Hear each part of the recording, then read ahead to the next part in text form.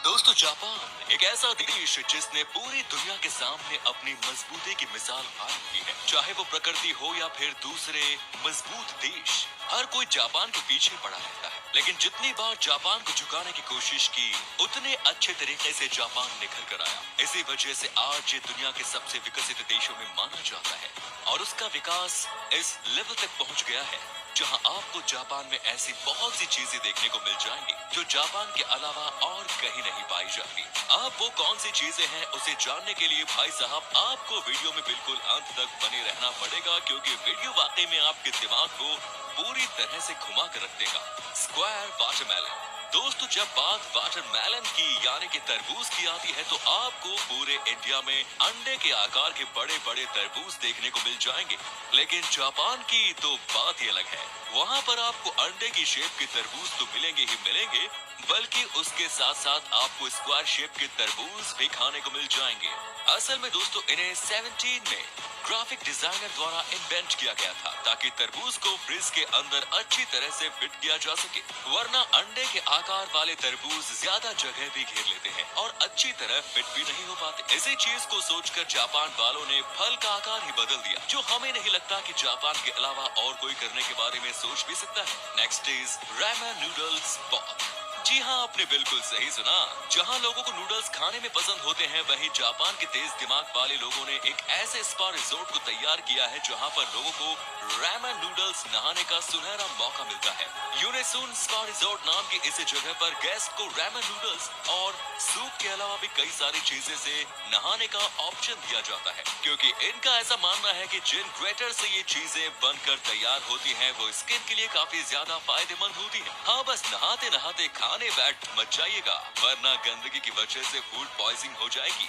Next is fake food. किसी भी restaurant में आप जाएंगे तो वहाँ पर मिलने वाले फूड की प्रिंट फोटो आपको दिख जाएगी। लेकिन भाई साहब, जापान ये छोटे मोटे काम नहीं करता। ये लोग तो अपने रेस्टोरेंट में मिलने वाले फूड का बिल्कुल नकली वर्जन बनाकर तैयार कर देते हैं, जो कि वैक्स और प्लास्टिक की मदद से बनता है, और इसे देखकर ऐसा लगता है कि मानो ये बिल्कुल असली है, जिसे देखकर लोग इनके रेस्टोरेंट की तरफ खींचे चले आते हैं।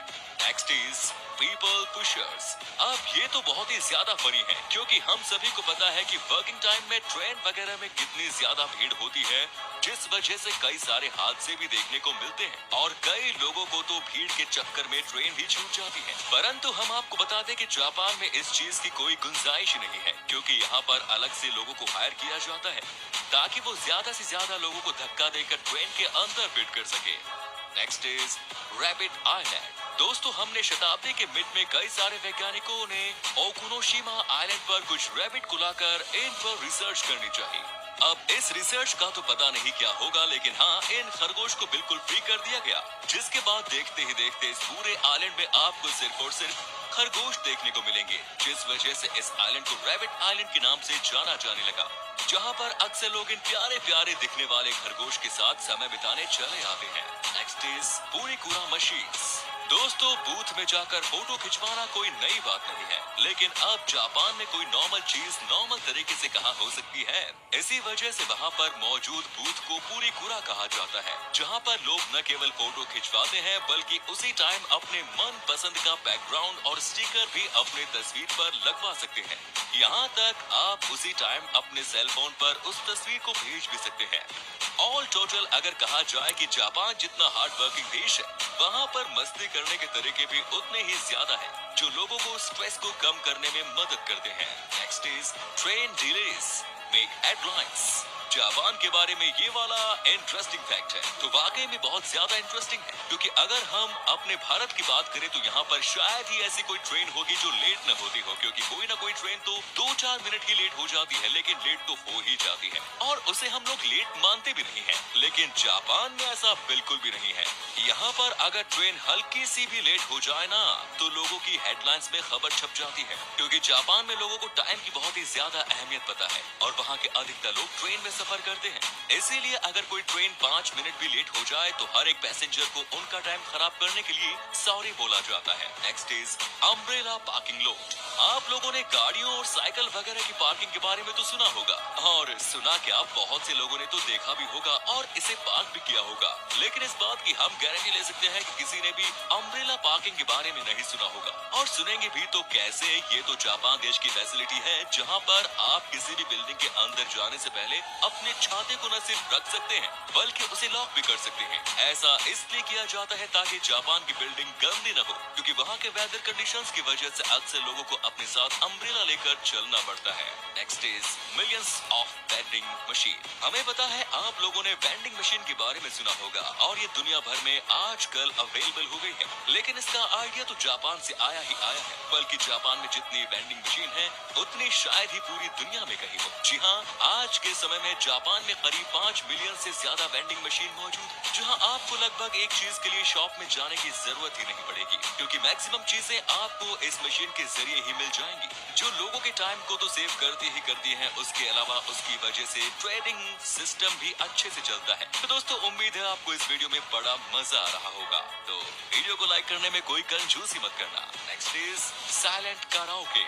दोस्तों, हम सभी को पता है कि जो लोग बेसुरा गाना गाते हैं उनका गाना सुनना काला पानी की सजा से कम नहीं, और लोगों के इन इमोशंस को जापान बड़े अच्छे से समझता है। तभी तो उन्होंने एक तरह की कराओके तैयार किया है। इसमें गाना गाने पर केवल गाना उसी इंसान को सुनाई देगा जो गाना गा रहा है, क्योंकि कराओके की सारी आवाज हेडफोन में जाती है, और जो शख्स उस हेडफोन को पहनता है वो सॉन्ग को सुन सकता है, बाकी किसी को भी कुछ सुनाई नहीं देगा।